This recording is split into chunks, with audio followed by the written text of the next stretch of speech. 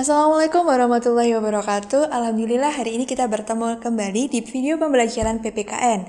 Nah, pada hari ini kita akan membahas mengenai pelaksanaan Kongres Pemuda pada Sumpah Pemuda tahun 1928.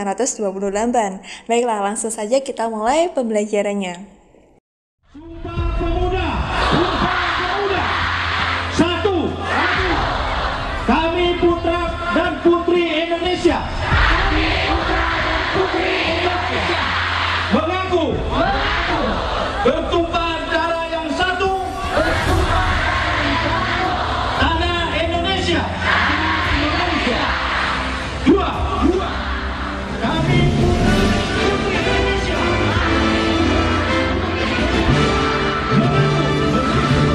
Berbangsa yang satu, bangsa Indonesia. Pada materi kali ini kita akan membahas mengenai pelaksanaan Kongres Pemuda. Nah, di sini pelaksanaannya dilaksanakan dua kali, yaitu pada Kongres Pemuda Indonesia yang pertama dan juga Kongres Pemuda Indonesia yang kedua.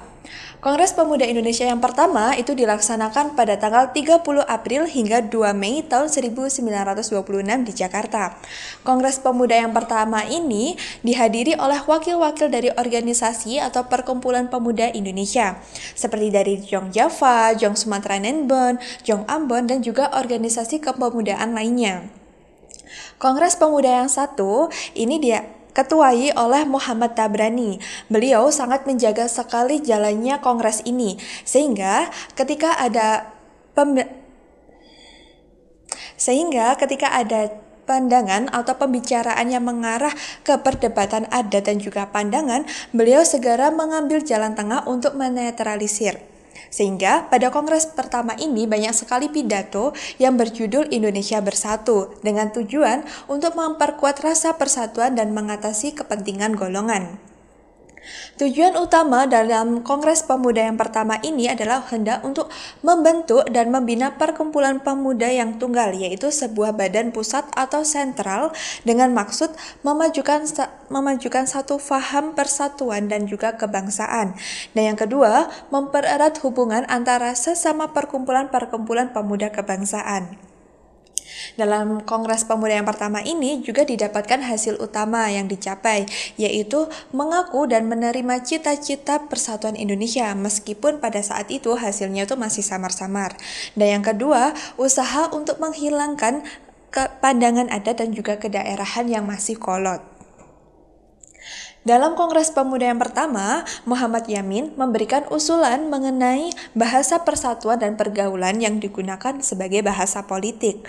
Bahasa Melayu merupakan bahasa yang sering dipakai di seluruh kepulauan Indonesia. Bahasa tersebut digunakan untuk komunikasi atau saling berhubungan antar suku-suku yang ada di Indonesia.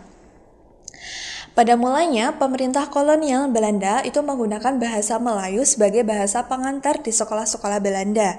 Di sekolah tersebut diajarkan juga bahasa Belanda, dikarenakan Belanda itu membutuhkan tenaga-tenaga Indonesia yang bisa menggunakan bahasa Belanda. Seseorang yang mampu berbahasa Belanda itu dianggap memiliki derajat yang lebih tinggi dan juga berpengetahuan.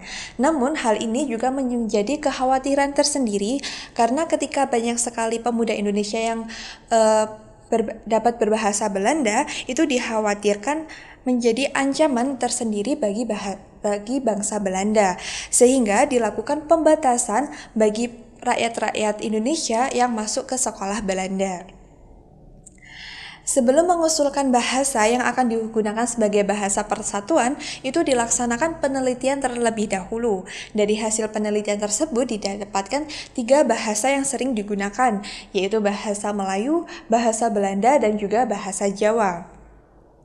Di daerah-daerah perkembangan bahasa Melayu sangatlah pesat. Hal ini berkat partisipasi para guru dan juga wartawan. Dengan berkembangnya bahasa Melayu tersebut, menyadarkan kaum pergerakan akan adanya kemungkinan pemakaian sebagai alat komunikasi politik. Karena itulah pada Kongres Pemuda yang pertama ini dibicarakan juga mengenai kemungkinan-kemungkinan masa depan bahasa dan juga sastra Indonesia. Dalam Kongres Pemuda yang pertama ini, Muhammad Yamin juga memberikan konsep usul yang akan diusulkan dalam sidang umum Kongres. Usulan tersebut tentang bahasa persatuan yaitu kami, putra dan putri Indonesia, menjunjung tinggi bahasa persatuan bahasa Melayu.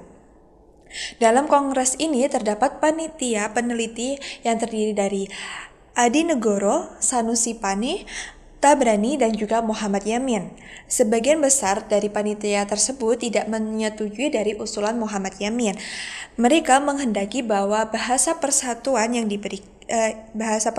tersebut itu diberi nama bahasa Indonesia, sehingga dilaksanakan peninjauan kembali dan juga putusan akhir itu akan diumumkan pada Kongres Pemuda yang kedua.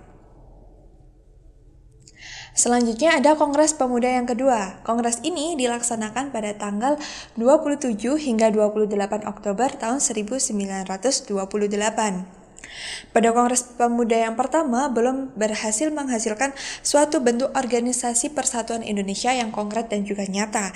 Namun semangat persatuan dan kesatuan dan kemauan untuk bersatu itu masih sangatlah bergelora dan masih sangat besar di dalam jiwa para pemuda-pemudi Indonesia. Sehingga pada tanggal 23 April tahun 1927 itu diadakan pertemuan antar organisasi-organisasi. Dan dari pertemuan tersebut dihasilkan rumusan yaitu sebagai berikut. Indonesia merdeka harus menjadi cita-cita perjuangan seluruh pemuda Indonesia dan semua perkumpulan pemuda harus berdaya upaya merujuk ke persatuan di dalam suatu perkumpulan. Rasa cinta tanah air dan nasionalisme Indonesia itu semakin luas jika pertamanya mereka berkumpul atau membuat organisasi itu berdasarkan kesamaan daerah, namun pada saat ini mereka dapat bersatu sebagai pemuda-pemudi patriot pejuang Indonesia. Sehingga pada bulan Juni tahun 1928 itu dibentuklah sebuah panitia yang disebut dengan Panitia Kongres Pemuda II yang diketuai oleh Sugondo Joyo Puspito. Adapun susunan panitianya dapat kalian lihat ada di sini. Nah, Kongres Pemuda yang kedua ini dijaga ketat oleh alat-alat pemerintah kolonial Belanda. Nah, dalam Kongres Pemuda yang kedua, tepatnya pada hari Minggu, tanggal 28 Oktober 1928 itu menjadi sejarah Indonesia, di mana untuk pertama kalinya itu dikumandangkan lagu Indonesia Raya yang dibawakan oleh Wage Rudolf Supratman pada waktu istirahat dalam Kongres Pemuda yang kedua ini. Nah, W.R. Supratman adalah seorang wartawan dan juga komponis atau pencipta lagu-lagu perjuangan Indonesia yang sangat terkenal di antara pemuda-pemudi Indonesia. Suasana persatuan dan kesatuan itu semakin meningkat. Pada hari itu juga dibacakan pula atau diumumkan mengenai keputusan-keputusan dari Kongres Pemuda yang kedua. Di antaranya menerima lagu Indonesia Raya sebagai lagu kebangsaan yaitu ciptaan dari W.R. Supratman, dan yang kedua menerima merah putih sebagai bendera Indonesia dan juga meleburnya semua organisasi Indonesia menjadi satu wadah yang berwatak nasional dalam arti luas dengan nama Pemuda Indonesia.